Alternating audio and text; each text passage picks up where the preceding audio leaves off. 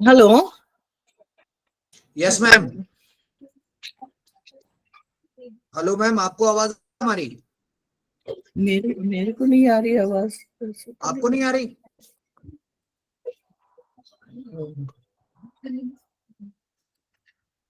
Hello. आपकी आवाज तो साफ आ रही है मैडम। ओके ओके, यहीं से कुछ दिक्कत थी। चलिए, okay sorry. Ma'am, you may please start. हाँ जी। तो so good morning dear friends. Good morning ma'am. Good morning, ma'am.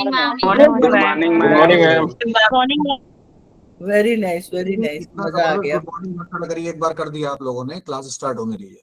जी। मैम आप स्टार्ट करिए मैम प्लीज। हाँ हाँ हाँ, चलिए। आज का हमारा टॉपिक क्या है? What is our topic? कोई Higher education. Higher education ecosystem में हायर एजुकेशन इकोसिस्टम। तो इससे आप लोग क्या समझते हैं, थोड़ा सा हम जान ले, फिर we can continue. Higher education ecosystem से आप लोग क्या उससे समझते हैं, फिर then we can. Ma'am, I am Shailesh Kumar Prajapati, assistant professor sociology, SBM PG college Fazilnagar Kushinagar. Ma'am, इससे जैसे इन्वायरमेंट होता है किसी भी चीज का, तो वैसे उस शिक्षा के लिए भी ऐसा इन्वायरमेंट हो जिसमें वो अच्छे से पल्लवित हो, प्रफुल्लित हो और अपना बेस्ट दे सके, और जो जिसमें इंक्लूजन का भी यानी लास्ट जो हाशिए पे व्यक्ति है उसे भी उसमें समाहित किया जा सके या उसको लेके चले। इससे क्या चीज लेके चले? जो लास्ट पर्सन यानी जो ग्राउंड हाँ पे है हाँ व्यक्ति, हाँ, उसको करेक्ट भी करेक्ट। उसमें स्थान हाँ, मिले। जी बिल्कुल जी। बिल्कुल सही है। कोई और?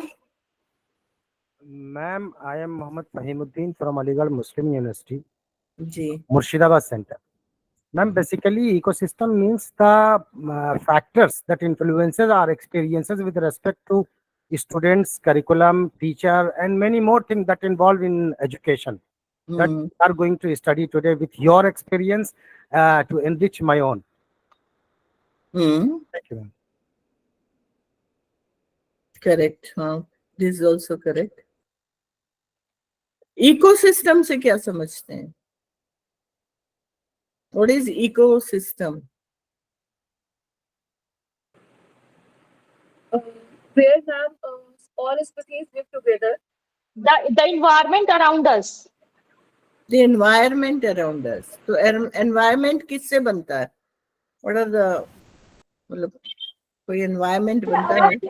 Abiotic and biotic components. Students, teacher, जो भी इसमें टेक्नोलॉजीज यूज हो रही हैं। एग्जैक्टली। तो the environment around us, which constitutes of complex networks of various things. किसी ने अभी बायोटिक एबायोटिक बोला है ना। जो अर्थ इकोसिस्टम है, अर्थ इकोसिस्टम में बेसिकली बायोटिक एबायोटिक कंपोनेंट्स है, उनका एक नेटवर्क है, वेब्स बोलते हैं, वेब।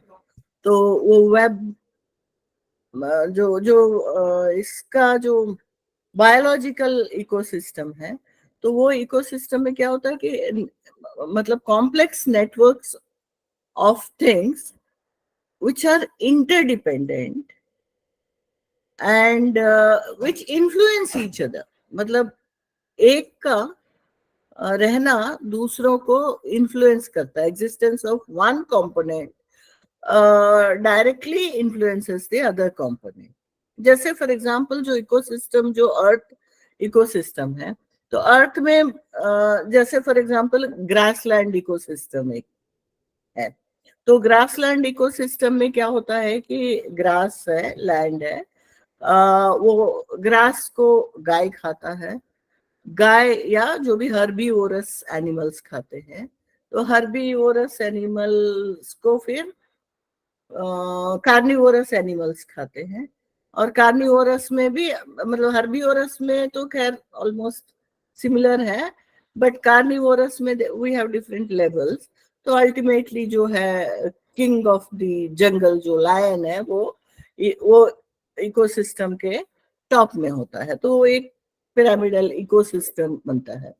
और इसमें अगेन वो तो है ही है, फिर साथ में एबायोटिक कंपोनेंट जैसे ऑक्सीजन है या अराउंड एयर अराउंड अस है, ये सब मिला के it's a complex web of things which ultimately जो है it gives a meaningful existence of something, and particularly in education we have various range of actors and factors, जैसे कि अभी किसी ने बताया स्टूडेंट्स है, टेक्नोलॉजी है, स्टाफ है, ये सारे उसके एक्टर्स हैं जो इकोसिस्टम के एक्टर्स।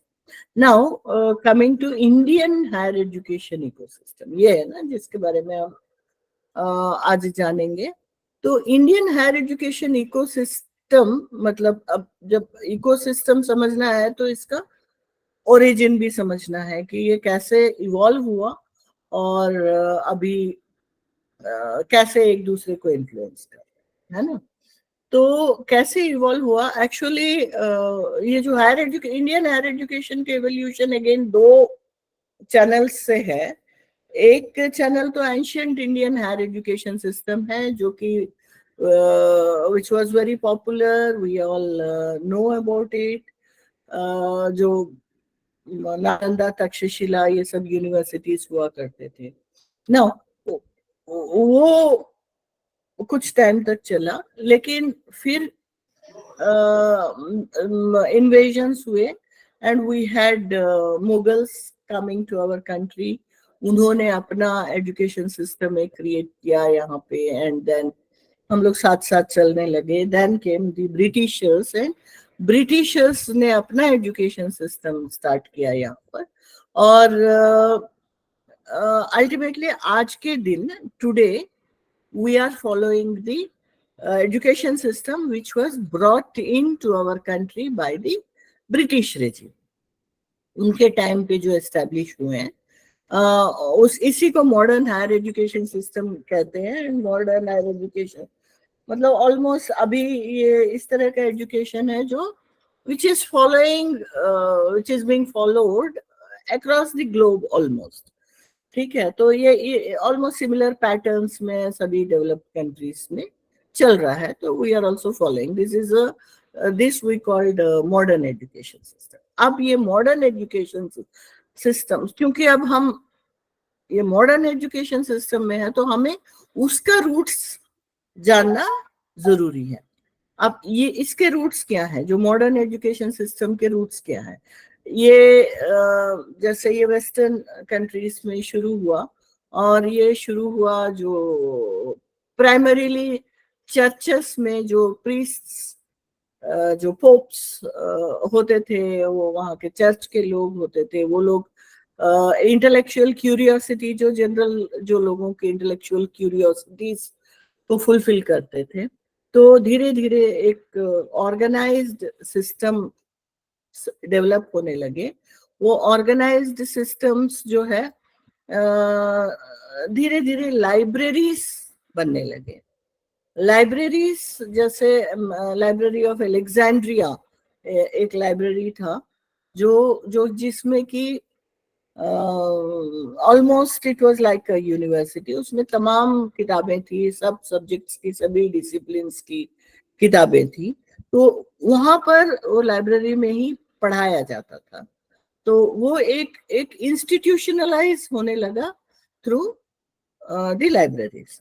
और इस बीच में एजुकेशनिस्ट्स आए, फिलोसोफर्स आए, लाइक एरिस्टोटल, सोक्रेटिस, प्लेटो, इस तरह के एजुकेशनिस्ट्स आए।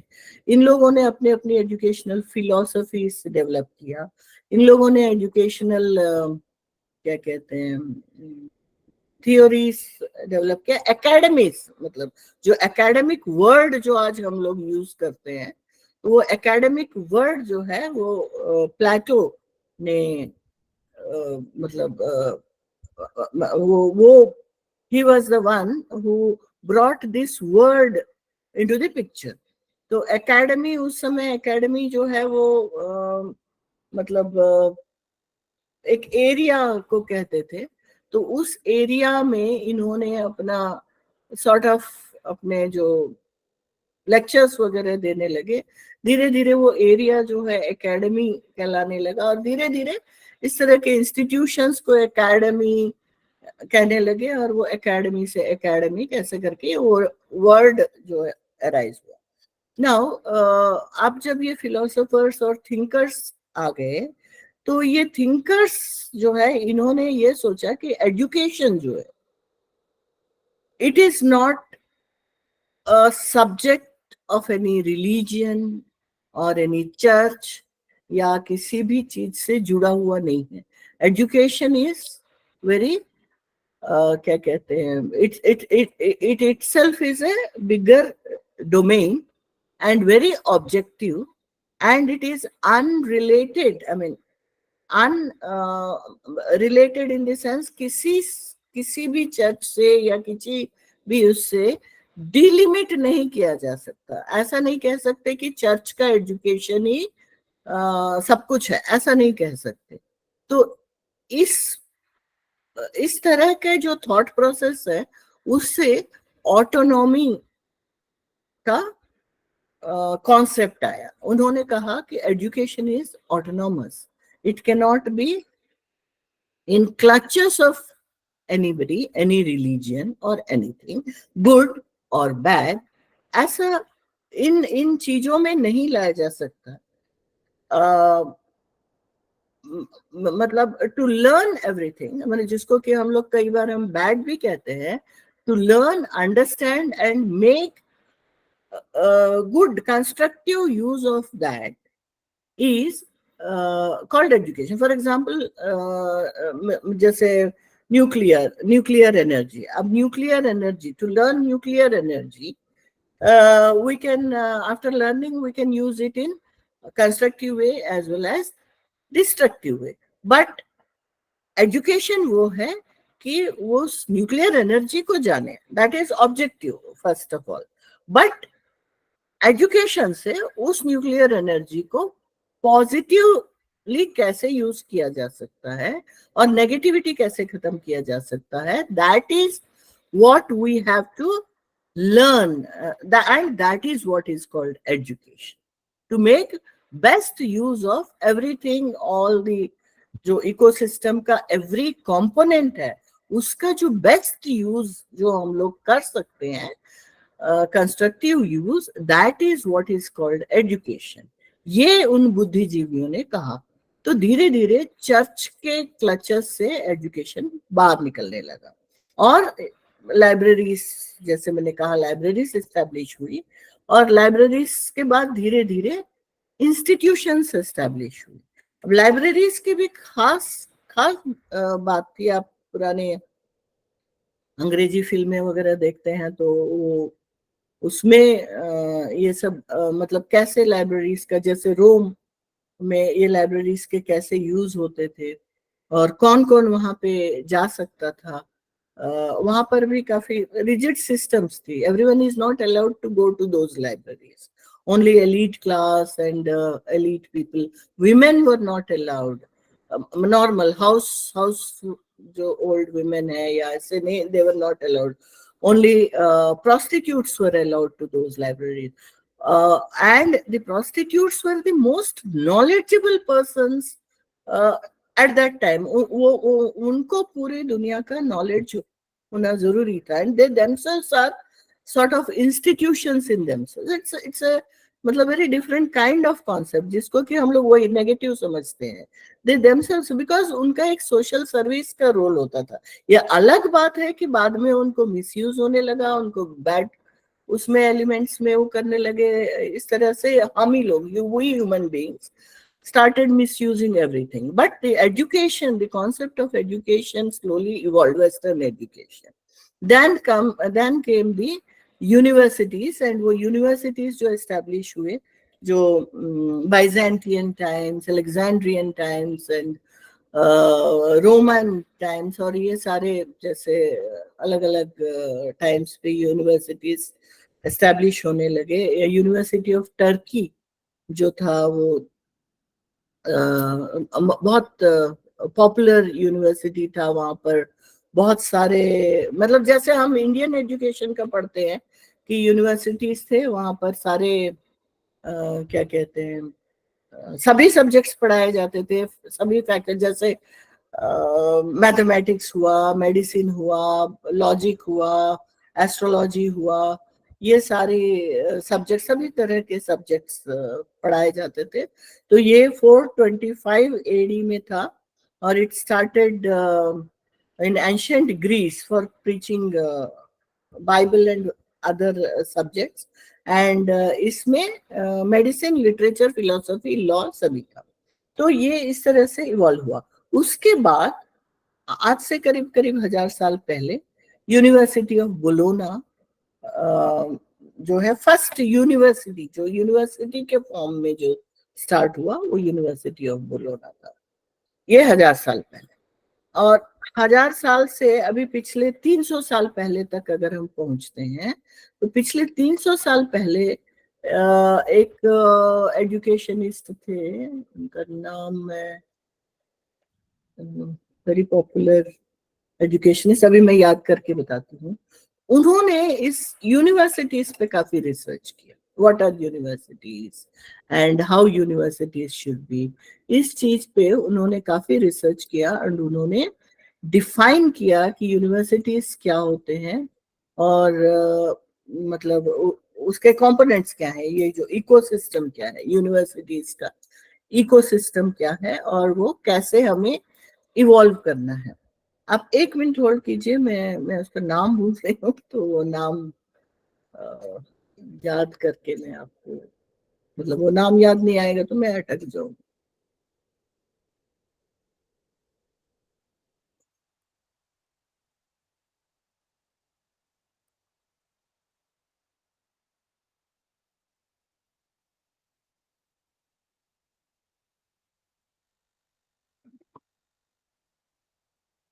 मैम कहाँ के रहने वाले थे वो? अरे मेरा अभी मेरा आजकल थोड़ा मेमोरी का प्रॉब्लम हो रहा है। इंडियन थे कि फॉरेन थे? नहीं, फॉरेनर थे, फॉरेनर थे। ये सारा फॉरेन कंट्रीज में ही ये सब चीजें होता आया है, तो फॉरेनर ही थे। 1 सेकेंड है, मुझे वो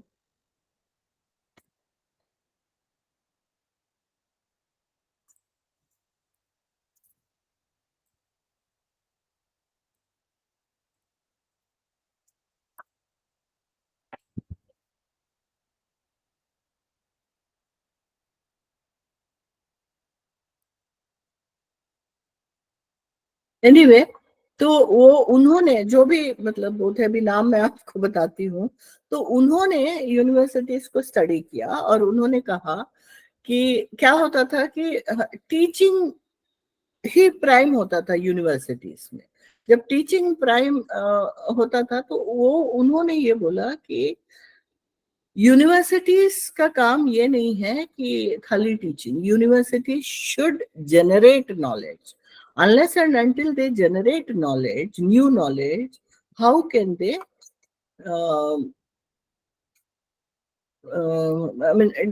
disseminate it? Knowledge generation is the most important activity of a university, and only once when the knowledge is generated, then only one can teach the students. For example, there's a lot of knowledge and information existing in the across the world. ये जो ecosystem में बहुत सारा knowledge फैला पड़ा हुआ है, तो वो उस नॉलेज को स्टडी करके, रिसर्च करके, उस नॉलेज को किस तरह से हम क्या कहते हैं, स्टूडेंट्स को ऑफर करते हैं, उस पे हमारा बहुत सारा जो एजुकेशन के ऑब्जेक्टिव्स फुलफिल होते हैं। Got my point? मतलब देखिए, बहुत सारा नॉलेज प्रिविलेंट है। अब वो नॉलेज जो अभी भी आजकल के जमाने में, तो ये तो बहुत ज्यादा रिलेवेंट है। अब गूगल खोले तो हमारे पास बहुत सारा नॉलेज है, बहुत सारे इंफॉर्मेशन है।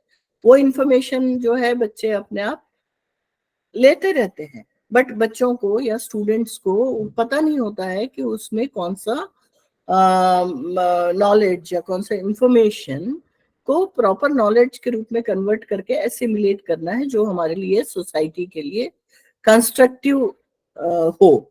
तो वो role, that is the role of the teacher.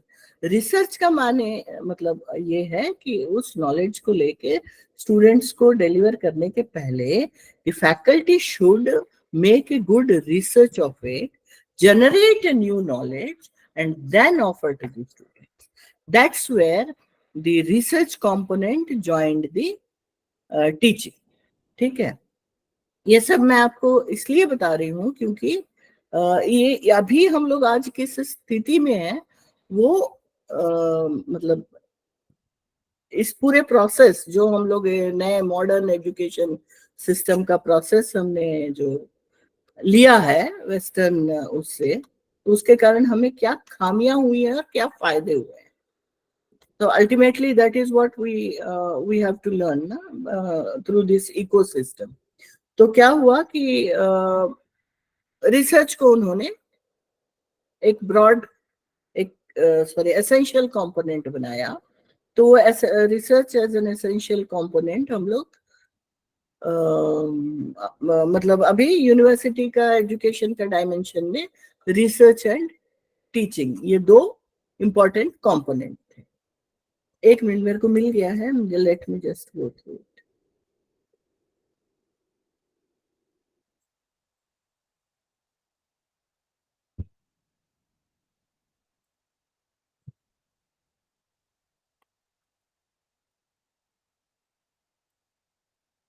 Humboldt, William von Humboldt, उन्होंने स्टडी किया और उन्होंने ब्यूटीफुली लाइक आपको अगर यूनिवर्सिटीज क्या है समझना है तो यू शुड रीड इट।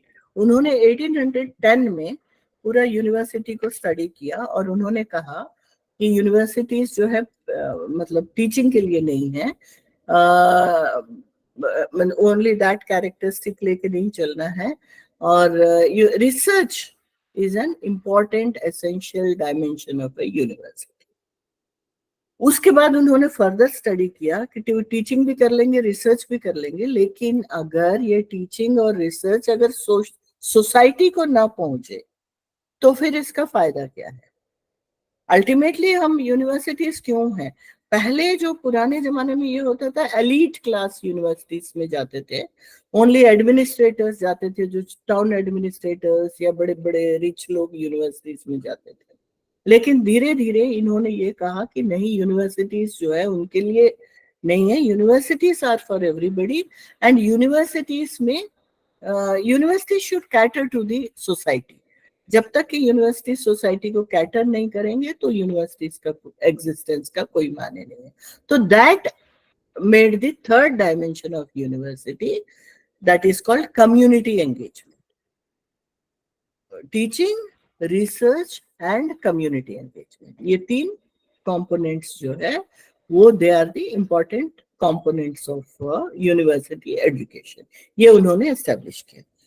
हमारे भी यूजीसी के डॉक्यूमेंट्स में अगर आप यूनिवर्सिटी क्या है, क्या हमारा यूनिवर्सिटी ग्रांट्स कमीशन कहता है, अगर आप यूजीसी के साइट में देखेंगे तो यही हम भी मानते हैं, 3 dimensions of university education, teaching, research and community engagement. And हम लोग whoever is there in this system, हम लोग के ऊपर ये तीनों चीजें प्रॉपरली कैटर करने की रेस्पॉन्सिबिलिटी है। लाइक फॉर एग्जांपल आप लोग असिस्टेंट प्रोफेसर्स, एसोसिएट प्रोफेसर जो भी हो, तो आपके जो काम है उस काम को आपको इन 3 पार्ट्स में डिवाइड करना है और 3 पार्ट्स में कैटर करना है, तभी you will be justifying the salary which you are taking or justifying to be a faculty in a university. Got my point? इसमें किसी को कुछ कहना है? No ma'am. No ma'am. हाँ, तो ये है। तो अब ये है 1810 में उन्होंने किया, और हमारे देश में अंग्रेजों ने जो यूनिवर्सिटी स्टार्ट की वो करीब करीब उसी दौरान स्टार्ट किया। 1810 में, 1817 में जैसे कॉलेजेस आए हमारे यहाँ। ब्रिटिश रेजिम ने यहाँ पर आए तो उनको ये था कि यहाँ पर क्रिश्चियन एजुकेशन स्प्रेड करना है।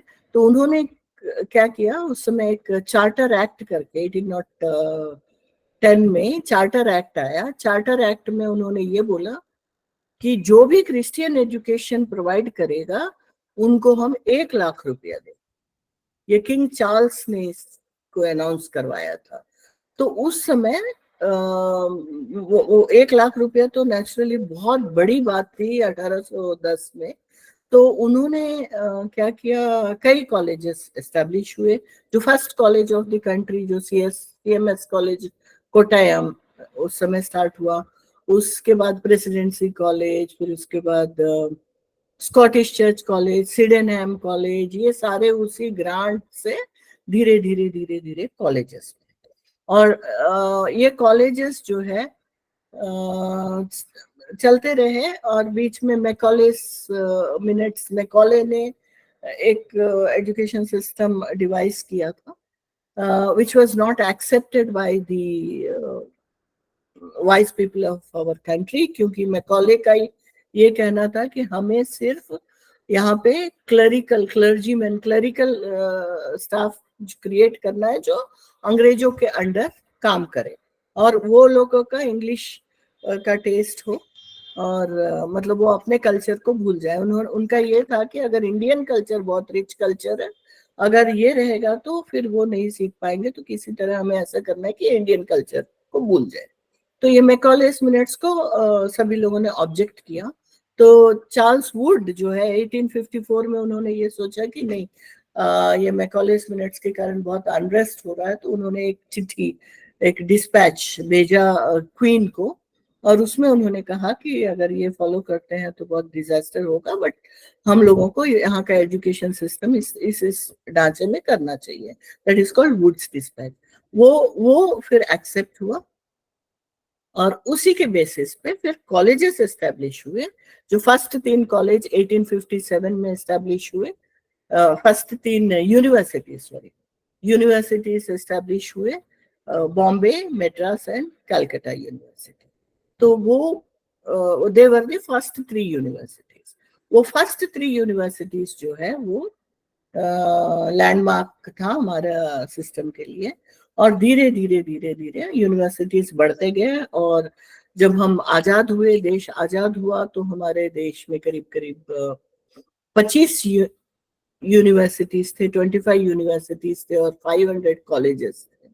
और आज की डेट पे हमारे यहाँ करीब करीब 1175 यूनिवर्सिटीज है और 50,000 कॉलेजेस है प्रेजेंट। और प्रेजेंट हमारा higher education system is the second largest higher education system in the world after US.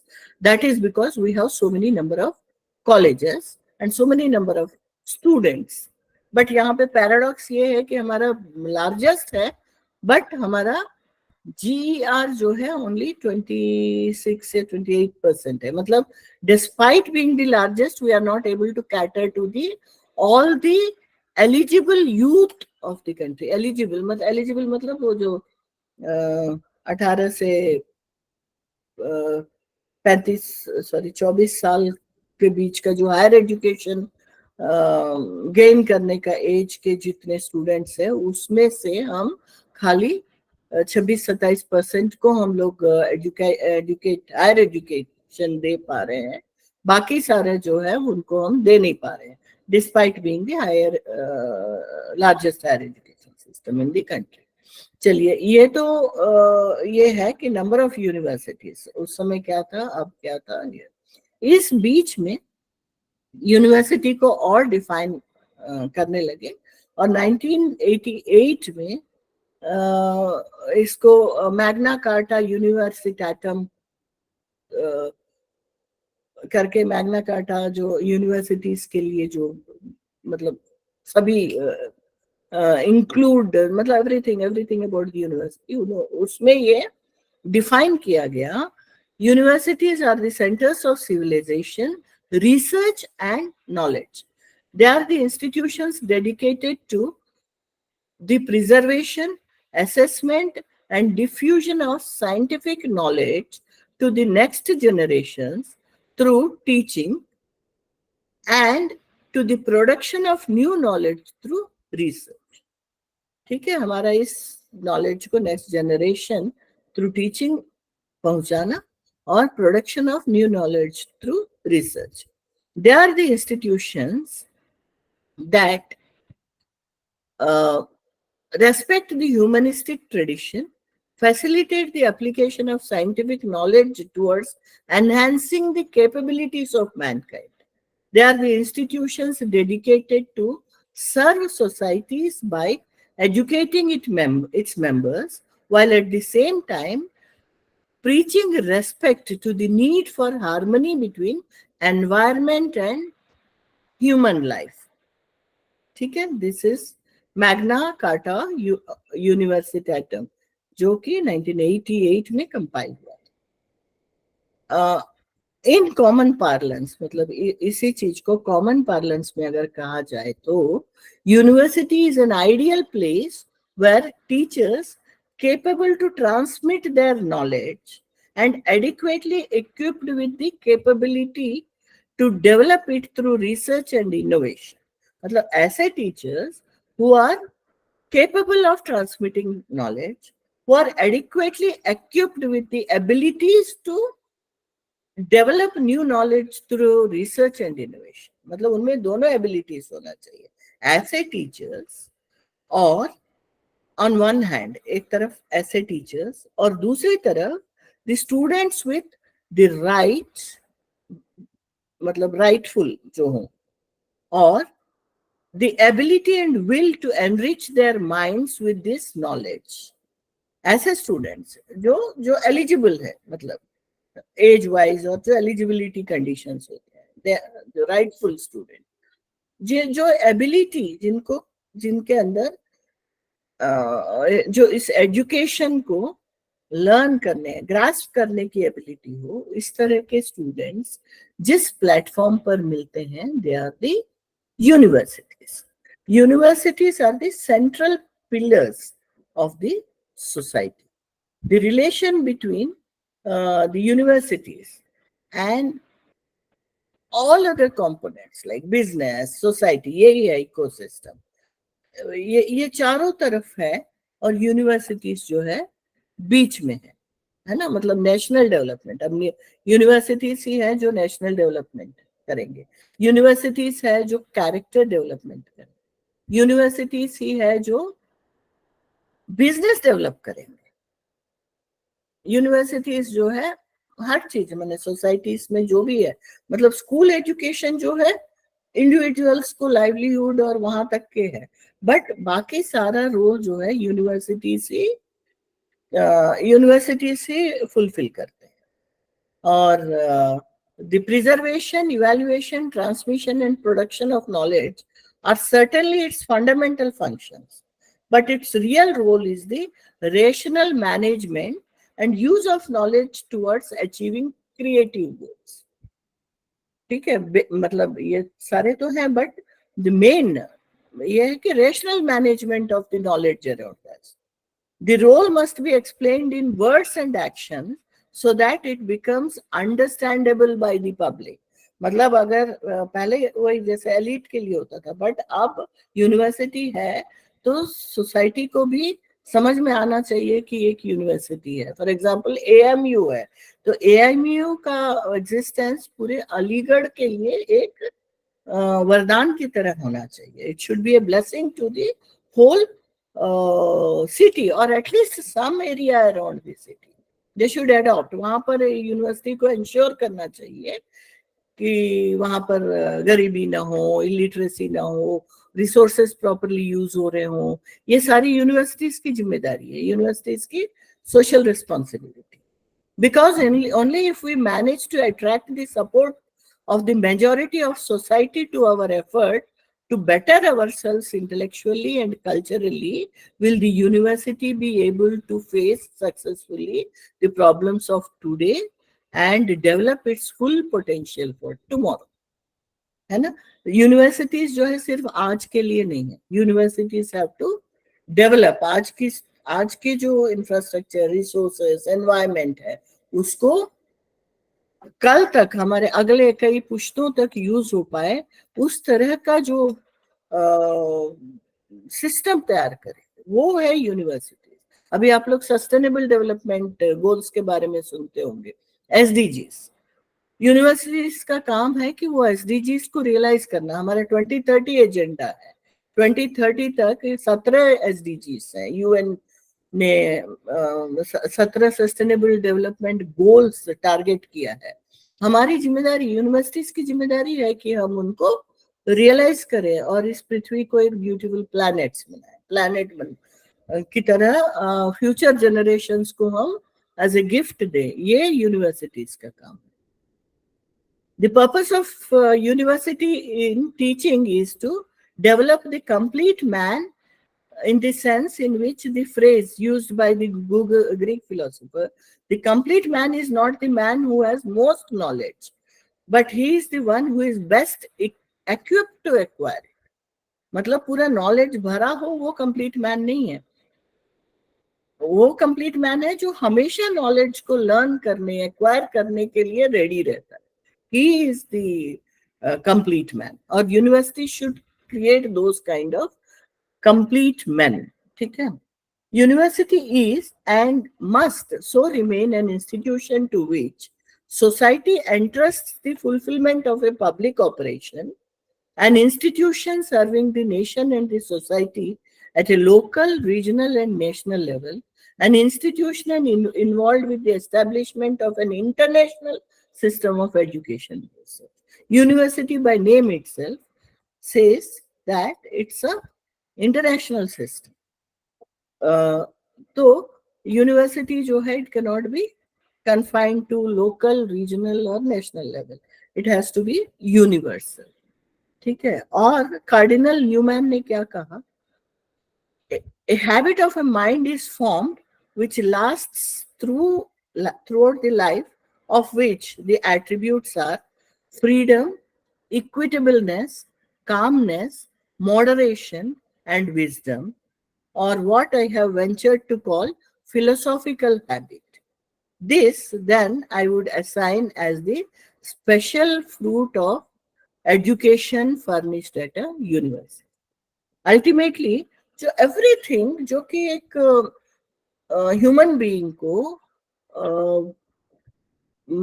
satisfied, gratified, खुश रखने की जो education है, that is called philosophical habit.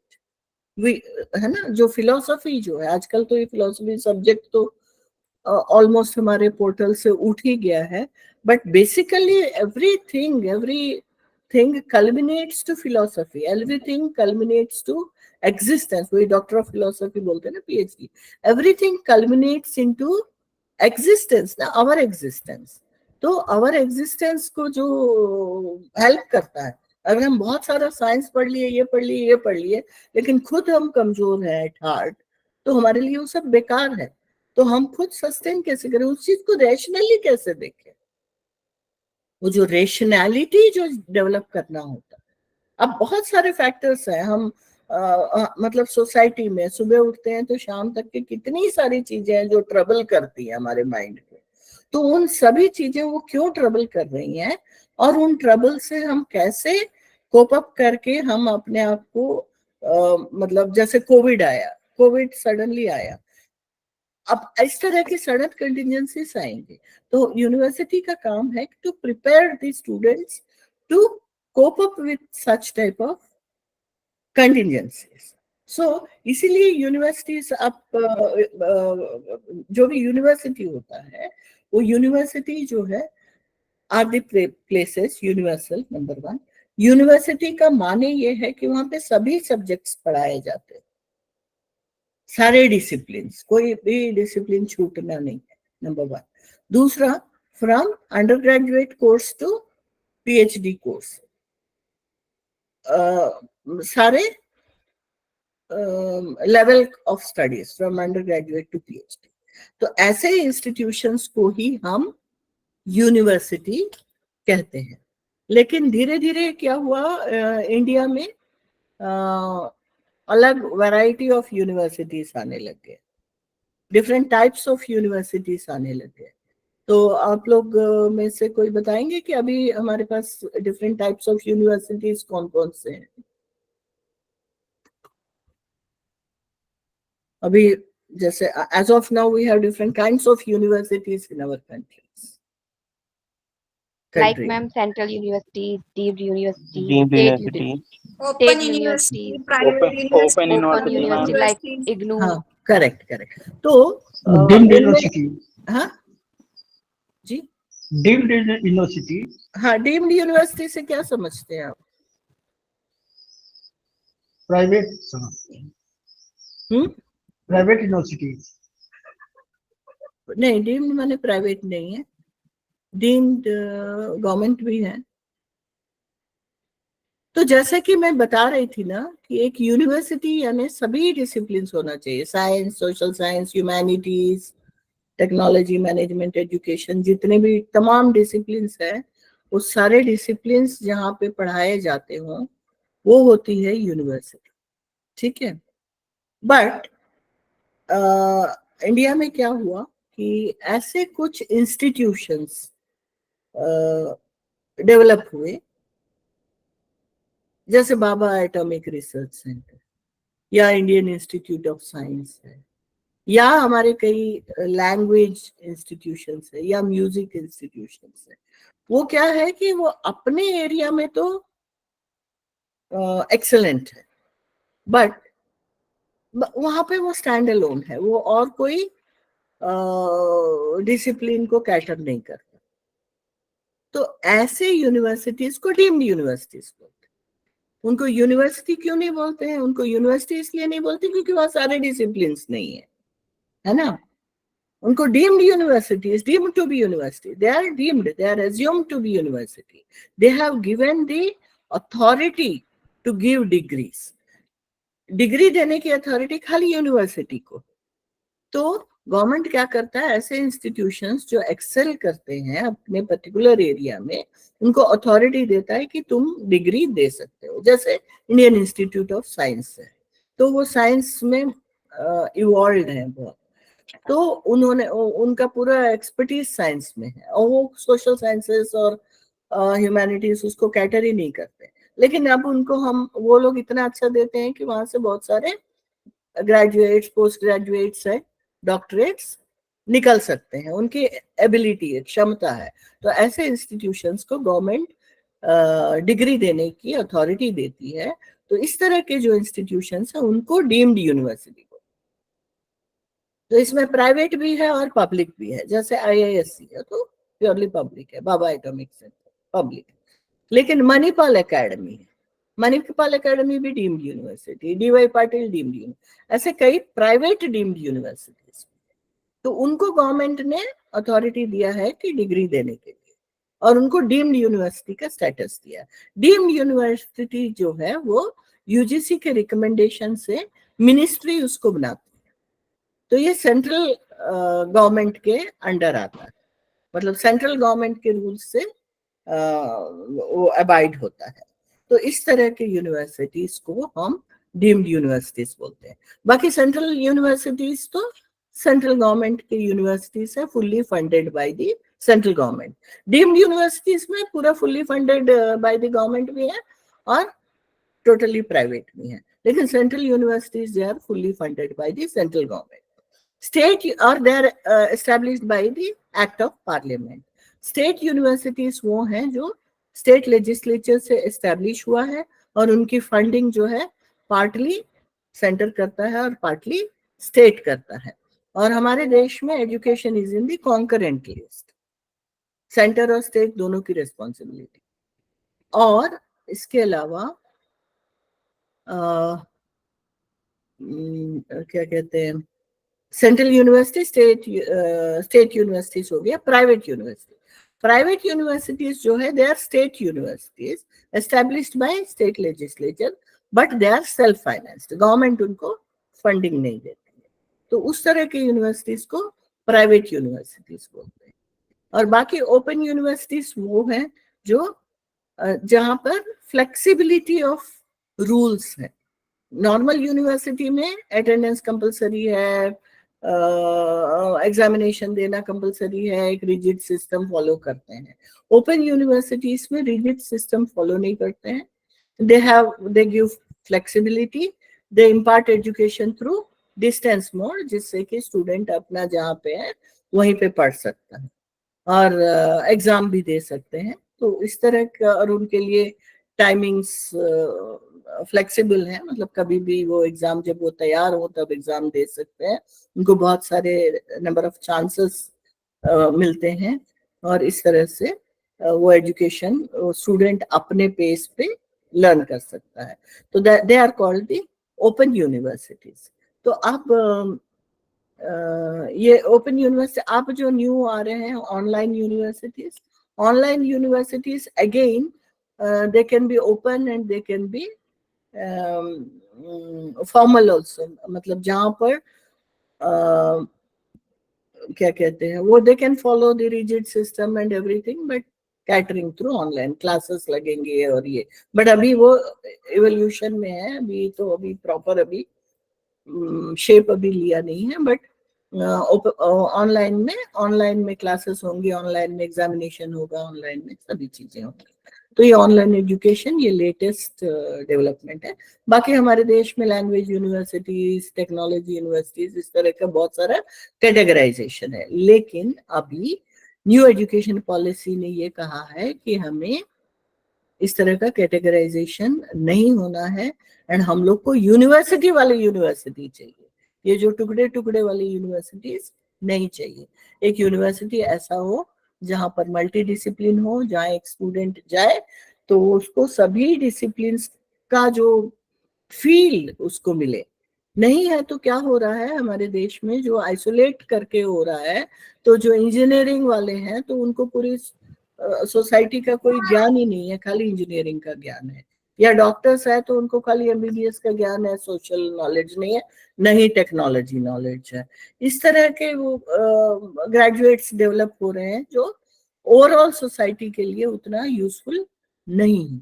तो हम लोग का ऐसे ग्रेजुएट्स डेवलप होना है। जैसे मल्टी डिसिप्लिनरी यूनिवर्सिटी होता है तो उसमें मल्टी डिसिप्लिनरी में जो स्टूडेंट्स होते हैं उनके तो फ्रेंड्स, मल्टी डिसिप्लिनरी फ्रेंड्स बनेंगे अलग अलग एरिया के, और वो मल्टी डिसिप्लिनरी रिसर्च और मल्टी डिसिप्लिनरी टीचिंग, इसके कारण स्टूडेंट्स के अंदर वो मल्टी डिसिप्लिनरी डोमेन आ जाएगा, which is the crux of the university education. तो उस तरह का एजुकेशन जो इम्पार्ट करना होता है, करना है, that is the role of university. So अभी जो एनईपी ने जो चेंज कर दिया और उन्होंने ये रिकमेंडेशन दिया है कि हम लोगों को mega large multidisciplinary universities बनाना है और एफिलिएशन सिस्टम खत्म करना है। अब जो मैंने आपको ये पूरी बात वेस्टर्न एजुकेशन सिस्टम की इसलिए बताई है क्योंकि वो उन्होंने वो उसी दौरान हमारे यहाँ यूनिवर्सिटीज एस्टेब्लिश की है। लेकिन अगर आप यूके और बाकी वेस्टर्न कंट्रीज देखेंगे, उन्होंने पूरा टोटल चेंज कर दिया। उन्होंने अपने यूनिवर्सिटीज में रिसर्च इंपॉर्टेंट कंपोनेंट बनाया, उन्होंने कम्युनिटी एंगेजमेंट कंपोनेंट बनाया, उन्होंने एंटरप्रेन्योरशिप कंपोनेंट बनाया, और उन सब चीजों पे वो बहुत मतलब रिगरसली काम करते हैं। तो उनके स्टूडेंट्स के अंदर ये सारी एबिलिटीज आती है। वेरएज हमारे इंडिया में क्या हुआ, हम एफिलिएशन सिस्टम फॉलो कर रहे हैं। आज के डेट पे भी हमारे यहाँ 50,000 कॉलेजेस है। कॉलेजेस में तो रिसर्च कंपोनेंट बहुत कम होता है, आप लोग सब जानते हैं, आज की डेट पे भी बहुत कम है। तो जो कॉलेज से निकलते हैं वो स्टूडेंट्स के अंदर रिसर्च इंग्रेन्ड नहीं होता है। खाली यूनिवर्सिटी से निकले स्टूडेंट्स के अंदर रिसर्च इंग्रेन्ड होता है, लेकिन कॉलेजेस के स्टूडेंट्स में नहीं होता है। तो ये सब आप लोग भी जानते हैं। उसके कारण क्या हुआ, 50,000 कॉलेजेस से निकले हुए स्टूडेंट्स ऐसे निकले जो जिनके अंदर रिसर्च इंग्रेन्ड नहीं है। सिस्टम की खामी है, स्टूडेंट्स के, ग्रेजुएट्स की खामी नहीं है, सिस्टम की खामी है। हम इस बेकार सिस्टम जो अंग्रेजों ने एस्टैब्लिश किया उसी को ढो के आज तक लेके आए, है ना। तो अभी इट इज हाई टाइम कि हम लोग इन सबको छोड़ के हम भी वो फॉलो करें जो वो लोग अभी फॉलो कर रहे हैं। उसकी जरूरत क्यों है? Why we should follow their system, adapt their system, not follow, adapt their system to our country. Why we should do that? We should do that because abhi jo hai, the world is a global village. हम लोग का लोगों का इधर उधर आना जाना जो है बहुत आसान हो गया. Many people are migrating to other countries. Many people can come to our country. So unless and until it is a level playing field, हम लोग का ये जो internationalization of education possible नहीं है. और जब तक इंटरनेशनलाइजेशन ऑफ एजुकेशन नहीं होगा तो हमारे देश की जो युवा है, हमारे देश का यूथ है, वो दूसरे देशों से कॉम्पीट कैसे करेगा? नंबर वन, अगर कॉम्पीट नहीं करेगा तो हम लोग कैसे डेवलप्ड होंगे, है ना? तो हम लोग को नॉलेज सब चीज की होनी चाहिए. अभी न्यू एजुकेशन पॉलिसी ये कहता है कि हमें ग्लोबल नॉलेज लेना चाहिए, हम लोग को global level of graduates create करना चाहिए, but ingrained in our own roots. हमारे roots, Indian roots are very strong. Indian knowledge system is very strong. और उस स्ट्रॉन्ग नॉलेज सिस्टम में हमें इंटरनेशनली क्या हो रहा है ये जान के एक ऐसा सिस्टम हमें क्रिएट करना है जो कि हमारे स्टूडेंट्स एक्सेल कर पाए. इसकी अगेन क्या जरूरत है? इसकी जरूरत इसलिए है क्योंकि आजकल जो है, आप लोग जानते हैं कि education is also a tradable commodity. All services are tradable. हम सर्विसेज को भी बेच सकते हैं. GATS, general agreement on trade in services, we are signatory to that. तो एजुकेशन जो प्राइवेट एजुकेशन, प्राइवेट यूनिवर्सिटीज है, उसमें एजुकेशन कैन बी सोल्ड. तो तब क्या होता है, जब सोल्ड सेलिंग की बात आती है तो कंपटीशन आता है. तो सब लोग बोलेंगे कि मेरा माल अच्छा है, मेरा माल अच्छा है, मेरा माल अच्छा है. तो सभी कंट्रीज जो है रैंकिंग शुरू कर दी है, वर्ल्ड रैंकिंग में. अब वो लोग क्या कर रहे हैं वर्ल्ड रैंकिंग में? मोस्ट इंपॉर्टेंट कंपोनेंट जो है रिसर्च, इनोवेशन, एंटरप्रेन्योरशिप. टीचिंग जो है ओनली 1/4 कंपोनेंट. अब क्या हुआ, इंटरनेशनल यूनिवर्सिटीज में ये चारों कंपोनेंट्स जो है वो भर भर के हैं. इंडिया में because of the ecosystem which was established by the Britishers and we are still continuing that, हम लोग जो है वैसे इवॉल्व हो ही नहीं रहे हैं जो वर्ल्ड रैंकिंग में आ पाए. अब इसमें हमारी इंडिविजुअल किसी की भी गलती नहीं है, हमारी सिस्टम की गलती है. तो वो हमारे इकोसिस्टम की गलती है. तो हमें वो इकोसिस्टम सुधारना है जल्द से जल्द. जितना जल्दी सुधारेंगे हम लोग उतना जल्दी इंटरनेशनल मार्केट को कैप्चर कर पाएंगे. अभी आज की डेट पे क्या होता है हमारे यहाँ, again I am forgetting the figure, millions, 3 millions, 4 millions of people, students, they go to other countries. Whereas हमारे यहाँ पे जो बाहर से स्टूडेंट्स आते हैं वो हजारों में है, 50,000 ऐसे, इतने कम स्टूडेंट्स इंडिया को आते हैं. क्यों? क्योंकि हमारा इकोसिस्टम ठीक नहीं है. हमें वो इकोसिस्टम जब तक के ठीक नहीं करेंगे तो बाहर के लोग नहीं आएंगे. बाहर के लोगों का आना है तो यहाँ पर भाई सिस्टम तो ठीक होना चाहिए. वो सिस्टम ठीक नहीं है, तो इसलिए हमारे पास इंटरनेशनल स्टूडेंट्स नहीं आ रहे. जब इंटरनेशनल स्टूडेंट्स नहीं आ रहे, हमारे तो स्टूडेंट्स जा रहे हैं, हमारा पैसा भी उधर जा रहा है ना. हम उनको फीस दे रहे हैं क्योंकि प्राइवेट एजुकेशन है, लेकिन वो लोग यहाँ नहीं आ रहे हैं, उनका पैसा यहाँ नहीं आ रहा. तो एक इम्बैलेंस बना हुआ है. तो हम जल्द से जल्दी इस इम्बैलेंस को हटाना है. हमें जल्द से जल्दी रिसर्च को एक स्ट्रॉन्ग कंपोनेंट बनाना है. हमें जल्द से जल्दी टेक्नोलॉजी को एक स्ट्रॉन्ग कंपोनेंट बनाना है. तो इस तरह से ये सब स्ट्रेंथ हम डेवलप करेंगे, तभी जाके हमारा इकोसिस्टम एक स्ट्रॉन्ग इकोसिस्टम होगा जो कि हमें टक्कर दे सके दूसरे देशों के इकोसिस्टम के साथ, और हम बराबरी में खड़े हों, या जो हम हमेशा कहते रहते हैं विश्व गुरु बनेंगे, हम विश्व गुरु के लैडर पे क्लाइंब कर पाए. ठीक है. अच्छा, हम लोग का टाइम कितने बजे तक है सेशन का टाइम? मैम 12:15 12:15 तक. 12:15. तो अभी क्या कहते हैं, ये है हमारा एक बेस है ना, जो ये हमारा बेस मैंने अभी आपको बताया. अब इस बेस के ऊपर हमारे कंपोनेंट्स क्या हैं, what are the various components of our ecosystem. जो इकोसिस्टम हम बोल रहे हैं, जो मतलब इंडियन हायर एजुकेशन इकोसिस्टम, सबसे पहले तो स्टूडेंट्स हैं, है ना। स्टूडेंट्स मतलब अगर एजुकेशन सिस्टम है तो mainly student, they are the blood, I mean life blood of the ecosystem. And India में स्टूडेंट्स जो है नेचुरली, डाइवर्सिटी हमारे देश का जो सबसे इम्पोर्टेंट ट्रेडमार्क है, दैट इज डाइवर्सिटी। तो यूनिटी इन डाइवर्सिटी, तो students come from diverse background, चाहे सोशियो इकोनॉमिक कंडीशन ले लो, चाहे रिलीजन ले लो, चाहे ज्योग्राफिकल ले लो, इस तरह से वैरायटी ऑफ स्टूडेंट्स हमारे इकोसिस्टम।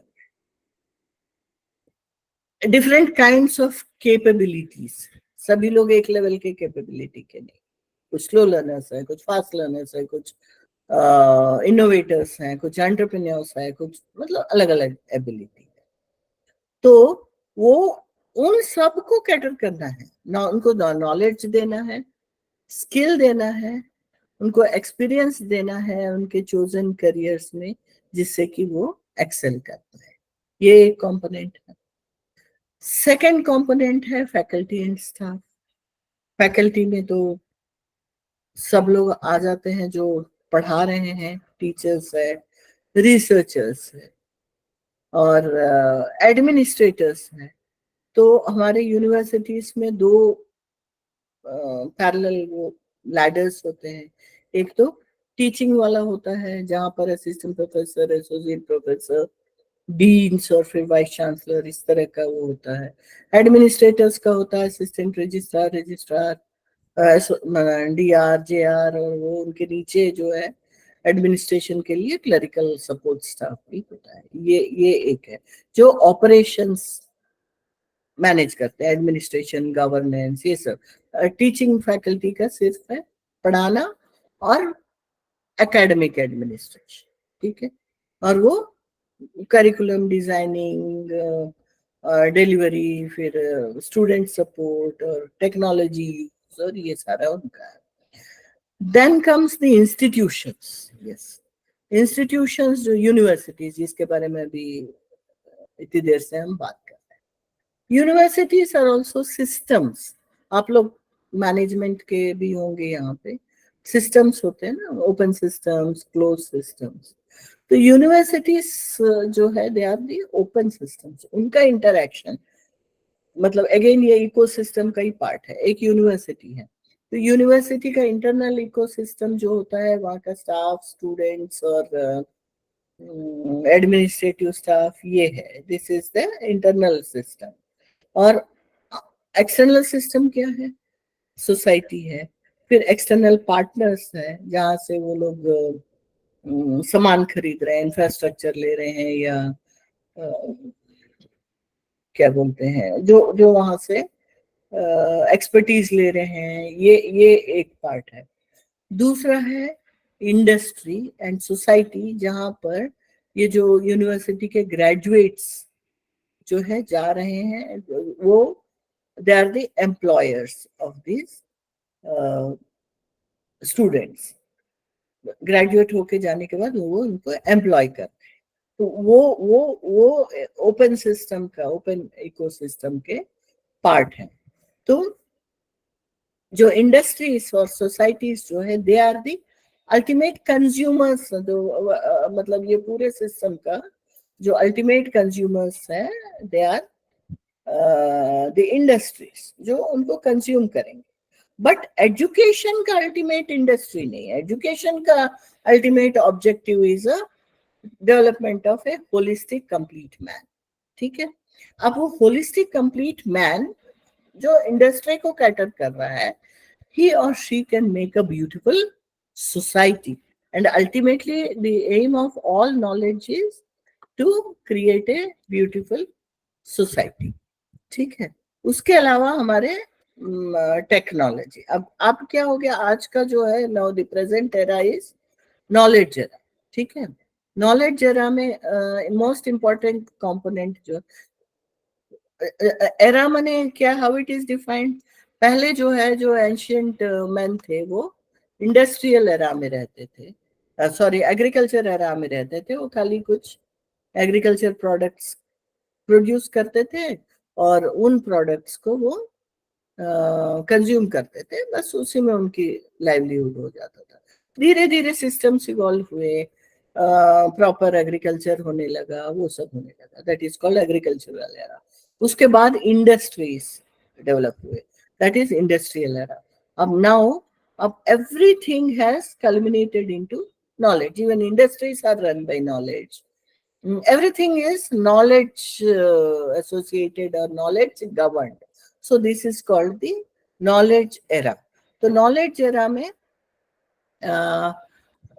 जो है everything is related to knowledge, और वो knowledge जो है यूनिवर्सिटी से डेवलप होता है। तो इसीलिए knowledge जो जो कहाँ से जनरेट, मेनली आईटी है ना, अभी प्रेजेंट जो है वो आईटी है जो अभी सब चीजों को गवर्न कर रहा है, इंफॉर्मेशन टेक्नोलॉजी। अब इंफॉर्मेशन टेक्नोलॉजी दुनिया को कहाँ से कहाँ लेके जा रहा है।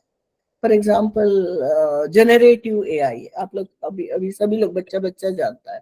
अब जनरेटिव एआई से हमारे पास ऐसे ऐसे इक्विपमेंट्स है जो कोई अगर स्टूडेंट अगर चाहे तो कहीं ना जाके घर में बैठ के ग्रेजुएट हो सकता है। कोर्सेस हो रहे हैं, कोर्सेस ऑफर हो रहे हैं।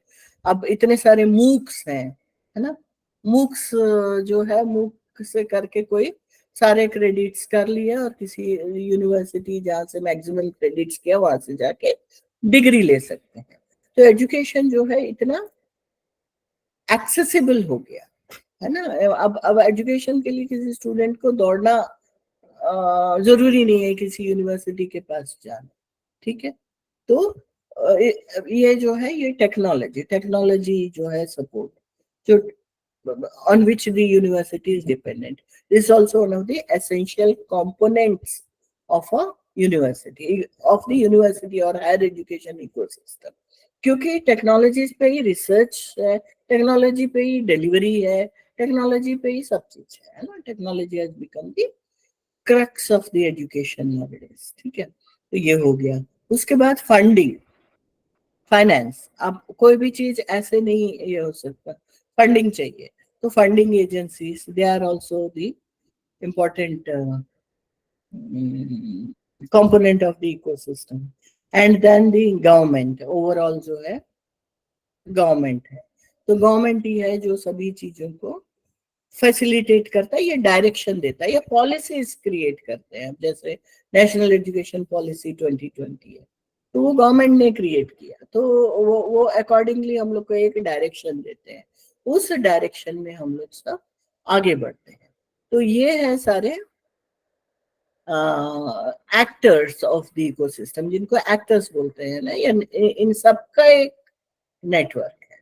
तो वो नेटवर्क को हम हायर एजुकेशन इकोसिस्टम बोलते हैं, जहां से अल्टीमेटली हमारे प्रोडक्ट्स जो है स्टूडेंट्स है, ग्रेजुएट्स है, और वो ग्रेजुएट्स जो है वो उनको कंज्यूम करने वाले हैं इंडस्ट्रीज। इंडस्ट्री डजंट मीन कि वो जो factories. Industry means every kind of employment avenues, they can be categorized as industries, ठीक है। और इस पूरे प्रोसेस में हमारे इंडियन हायर एजुकेशन सिस्टम में बहुत सारे चैलेंजेस भी हैं। हमारे इकोसिस्टम में बहुत सारे चैलेंजेस हैं। एक्सेस, इक्विटी, क्वालिटी, ये सारे वर्ड्स आप लोग सुनते ही आ रहे हैं। They are the challenges of our existing ecosystem of our higher education, है ना। इसके साथ साथ अभी न्यू चैलेंजेस आ रहे हैं। न्यू चैलेंजेस जैसे अभी ऑनलाइन एजुकेशन है, अभी कोविड के बाद के चैलेंजेस। अब students are becoming addict to the social media, particularly mobiles and ये सब चीजें। तो ये वो एक नए चैलेंजेस आ रहे हैं, तो उनको कैसे कैटर करें। सस्टेनेबल डेवलपमेंट गोल्स जो है ये एक नए चैलेंजेस है, उनको कैसे करें।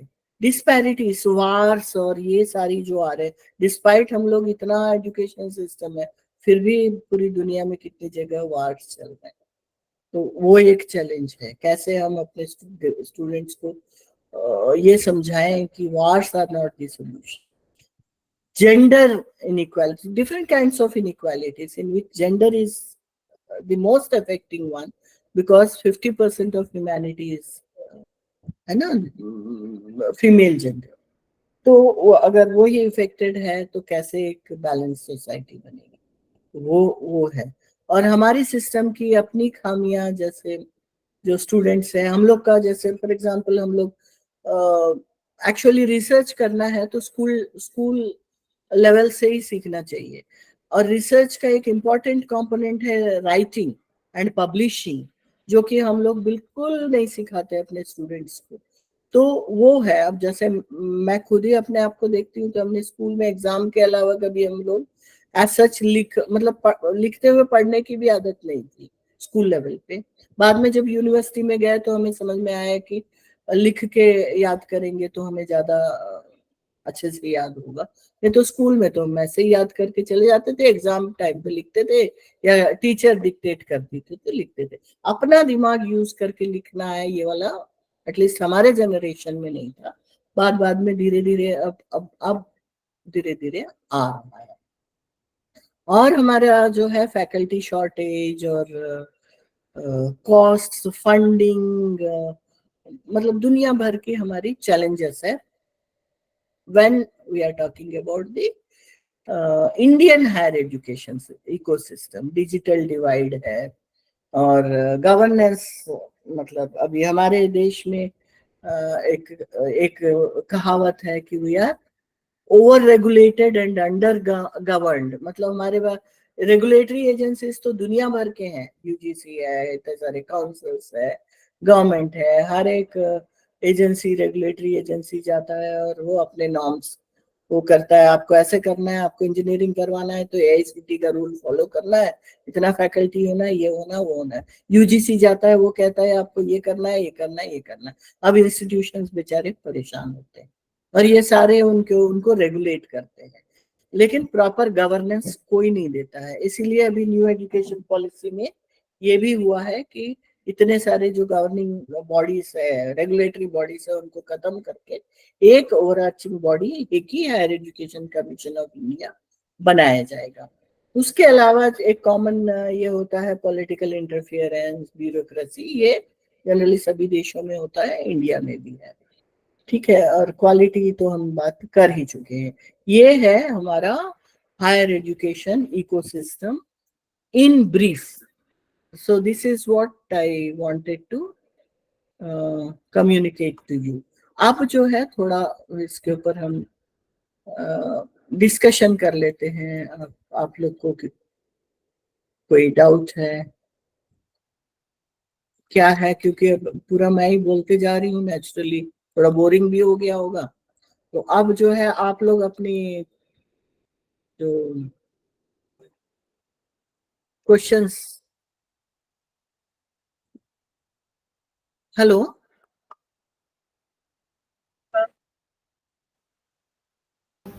Yes, ma'am. या क्वेश्चन अगर कुछ है आपके।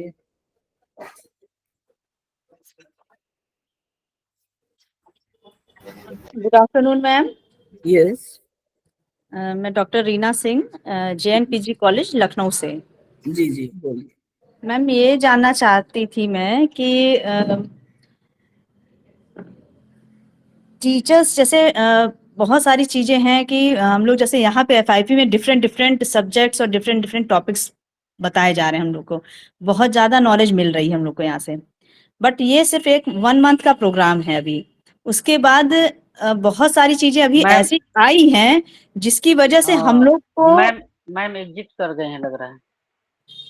एग्जिट कर गई? लो मेरे क्वेश्चन का क्या होगा? अभी आ रहे नहीं, गलती से आप पूछते रहिए ना, कोई ना कोई तो बताएगा ही, आप पूछते रहिए। हो सकता है मैं भी फिर दोबारा मेरा क्वेश्चन ये था कि ये जो 1 मंथ का प्रोग्राम है, क्या इसी से हम लोग को बहुत बेनिफिट्स तो मिल रहे हैं, लेकिन क्या ये ऐसा नहीं हो सकता कि ये जो नई चीजें आती हैं सबसे पहले टीचर्स को ही जो है हर कॉलेज में ये एक प्रोग्राम के तहत जो है सबसे पहले टीचर्स को इंट्रोड्यूस करा दिया जाए? होता क्या है कि वो सब आ तो जाती है, सारी चीजें ऑन पेपर आ गई और सब कुछ आ जाता है, बट हम टीचर्स का बहुत जिसको कम ही इम्प्लीमेंट इंप्रेशन, करना, जिसको एक्चुअल में इम्प्लीमेंट करना है, उसको इसके बारे में कोई जानकारी नहीं है। कोई जानकारी नहीं होती हम लोग के। अब हाँ, तो ये बहुत जरूर सारी चीजें जी, क्या है कि मेजर माइनर हर बार आप कोर्स बदल दे रहे हैं, हर बार एक नई नई चीजें आ जा रही कि अरे ये तो यूजीसी से आ गया, ये तो यहाँ से आ गया। तो अच्छा, ये लागू है हो ना गया, कि जब जब बिल्कुल चालू हो जाता है सेशन, तब पता चलता है कि पता नहीं ये चलता है। बदलाव आ गया। हाँ, यही जी, जी। यही तब पता चलता है। तो इससे क्या होता है, नुकसान टीचर का भी होता है, बच्चों का ज्यादा नुकसान होता है। टीचर का नुकसान ये होता है कि उसको खुद भी नॉलेज नहीं है। बच्चा आके पूछा, मैम मेजर में प्रैक्टिकल होगा, मैम माइनर में ये होगा, मैम मेजर के मैम ये समस्या आप तो बहुत मैं ज्यादा आती है। सारी चीजें, गोरखपुर यूनिवर्सिटी, आपको मैं सारी गोरखपुर चीजें यूनिवर्सिटी की जो है एक और पहले बात से बता दें। टीचर को क्यों नहीं बताई जाती हैं? जब भी जी, आप जी, लोग जी, कोई भी जी, जी। जो भी मिनिस्ट्री है या कहीं से भी इम्प्लीमेंटेशन का होता है, तो मैम, टीचर्स को सबसे पहले बीच बताना बीच चाहिए। में बीच बीच में चलते हैं बहुत मैम। सारे एनईपी सेंसिटाइजेशन प्रोग्राम होते रहते हैं जगह जगह एमएमटीसी से, तो वो तो आप देखिए अटेंड ये कर चीज, नहीं सकती हैं। नहीं, वो चीज आप सही कह रही हैं। अब जैसे हम लोग वो को तो अगर अब ओरिएंटेशन की वो तो अब जरूरत ना शुरू होती हुआ तो है हम लोग मैडम। नहीं करते। पहले नहीं ओरिएंटेशन की था। जरूरत थी इसलिए यहाँ कर रहे हैं, ठीक है। अरे लेकिन मेरे अगर यहाँ ये तो चीज कितने हर बच्चों का पेपर छूट कॉलेज जाता में है होना और वो चाहिए। मेजर मेरे बाद में होता है। एक कोई बोले नहीं मैं कह रही हूँ मेरे वेलकम यहाँ मैम। तो बहुत सारे बच्चों के एग्जाम ही छूट जाते हैं वेलकम मेजर मैम। माइनर के चक्कर में। Okay okay welcome ma'am, ma'am. Ma'am मेरा क्वेश्चन मैम ये था कि मैम जैसे कोई भी इम्प्लीमेंटेशन होता है नए रूल्स का या नए रेगुलेशंस जो भी आते हैं, तो सबसे पहले टीचर्स को पता होना चाहिए। होता है क्या मैम, टीचर्स को एकदम जब लास्ट मोमेंट होता है कि ये अब आ गया, ये आपको पढ़ाना है, ये आपको करना है, ये आपको अपने बच्चों में आपको बताना है। खुद टीचर उसमें बहुत ज्यादा उसमें ज्यादा पता ही नहीं होता है ठीक से। तो क्या ऐसा नहीं हो सकता कि जब भी कोई चीज नई आए तो हर कॉलेज में एक उसके लिए प्रोग्राम रखा जाए, पहले टीचर को तो सब कुछ पता हो जाए। कम से यहाँ कम पे यूनिवर्सिटी ओरिएंटेशन लेवल में पे तो कर बहुत दिया सारी जाए। चीजें पता हो गई, ओरिएंटेशन में तो बहुत सारी चीजें क्लियर हुई मुझे। बट ये है ना कि ये अगर मुझे मैं यहाँ ना करती बाय चांस, तो मुझे ये सब कुछ नहीं पता था। इसमें दो बातें। जी मैम। एक तो ये है कि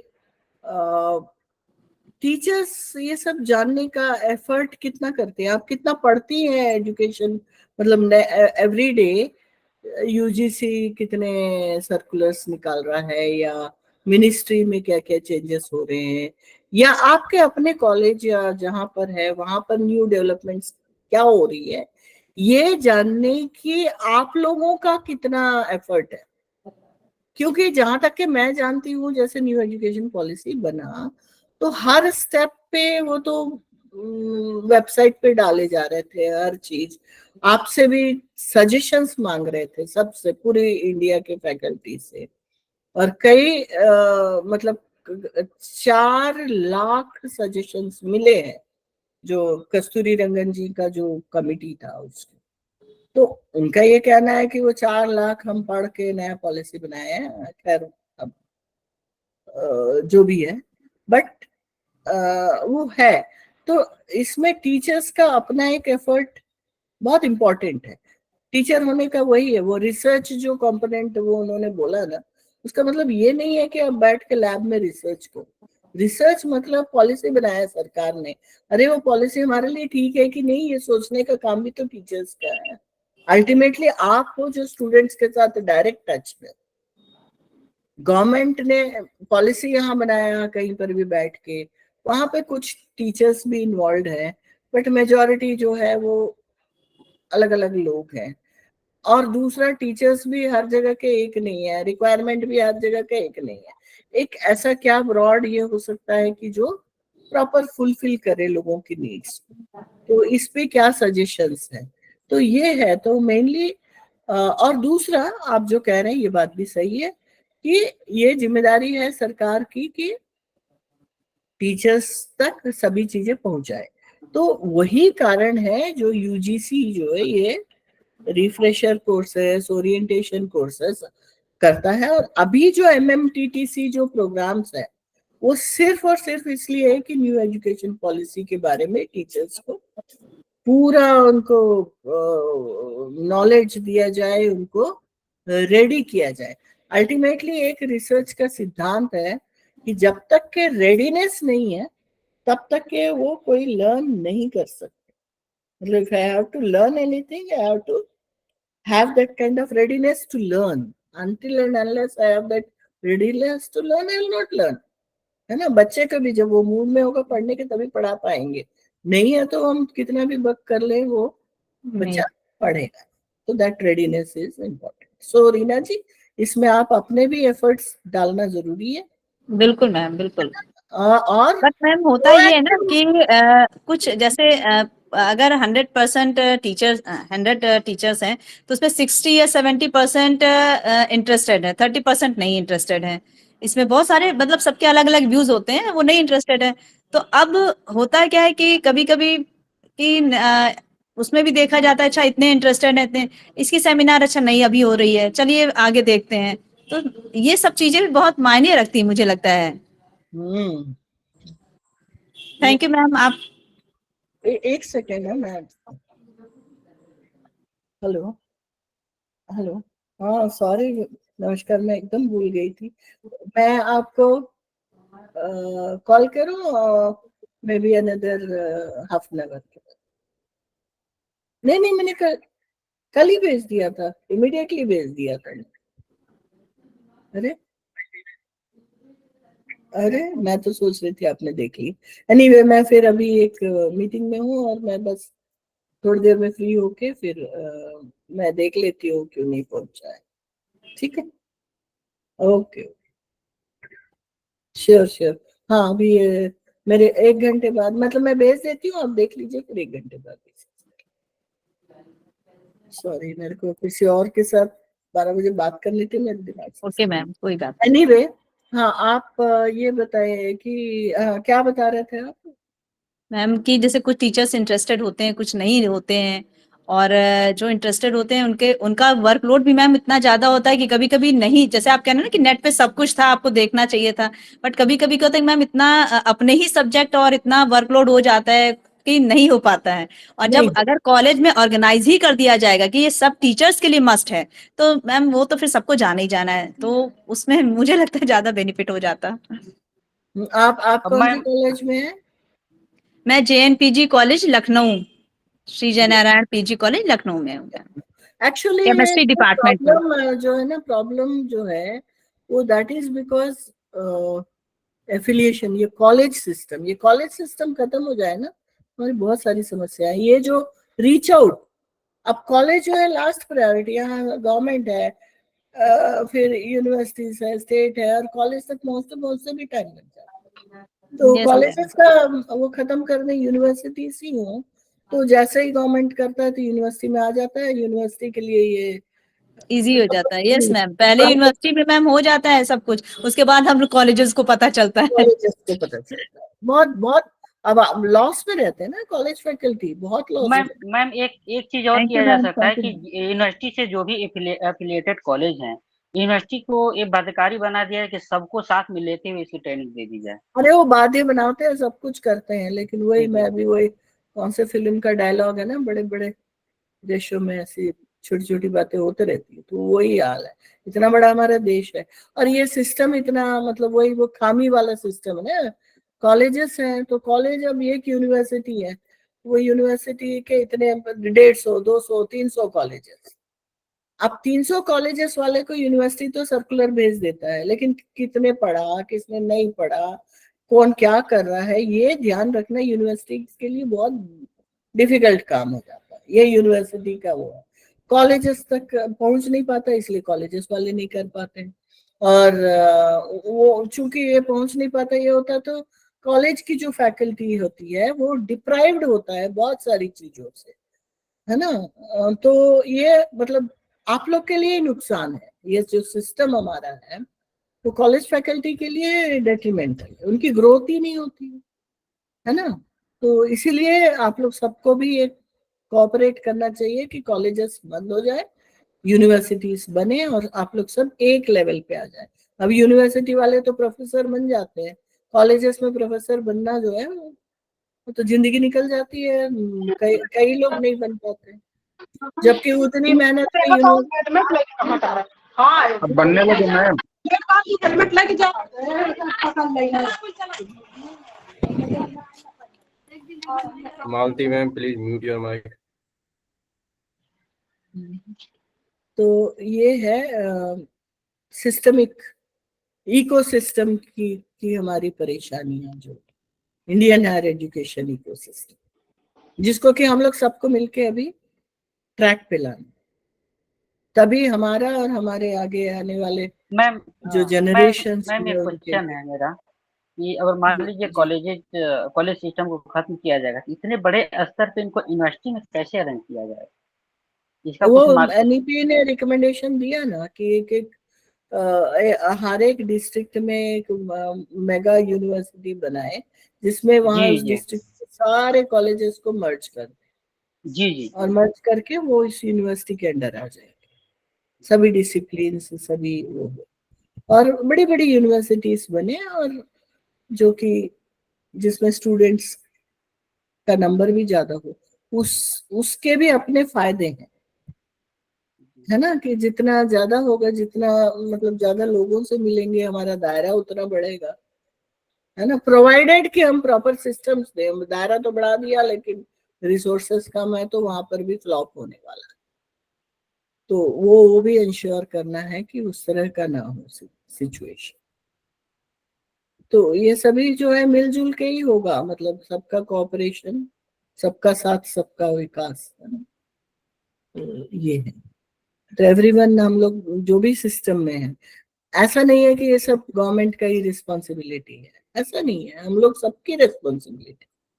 अगर सिस्टम में हम वो देख रहे हैं तो हम लोग सबको कोऑपरेट करके इसको सुधारना है, और हर एक इंडिविजुअल करेंगे तो फिर ये, जैसे ये एनईपी ओरिएंटेशन, एनईपी के बारे में, तो अगर जितनी जल्दी पूरे यूनिवर्सिटीज के फैकल्टीज, कॉलेजेस के फैकल्टीज जान जाएंगे, उतनी जल्दी हम इम्प्लीमेंट कर पाएंगे। अब इसमें बहुत सारे हैं, देखो सीबीसीएस है ना, वो सीबीसीएस को मतलब अंडरस्टैंड करके इम्प्लीमेंट करना, उसके लिए administration as well as faculty दोनों को समझने वाली चीजें बहुत है।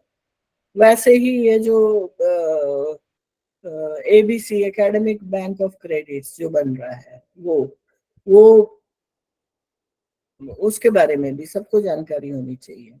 Funding agencies, international scenario of higher education, ये सभी चीजें जब तक के हम जानेंगे नहीं, तब तक के हम आगे नहीं बढ़ पाएंगे, हम लोग जस्टिस नहीं कर पाएंगे हमारे सिस्टम के साथ, और एक बहुत अच्छा इकोसिस्टम नहीं बना पाएंगे।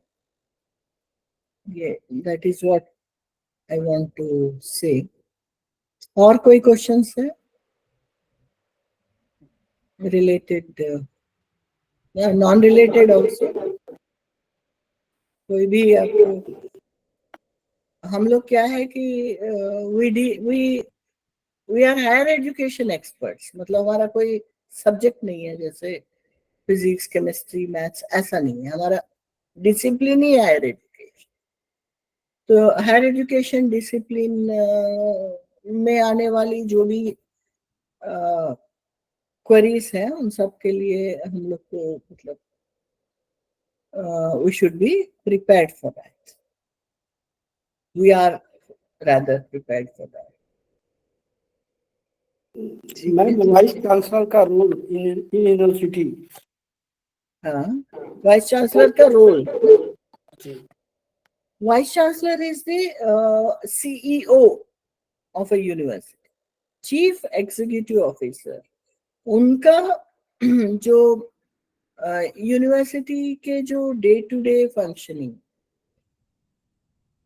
में मतलब कैसे हो रहा है से लेके पूरा पॉलिसी मेकिंग और हर चीज जो यूनिवर्सिटी से रिलेटेड जितने भी एस्पेक्ट्स हैं, वो वाइस चांसलर की जिम्मेदारी है। मेनली इज द CEO, जैसे प्राइवेट कंपनी में CEO है।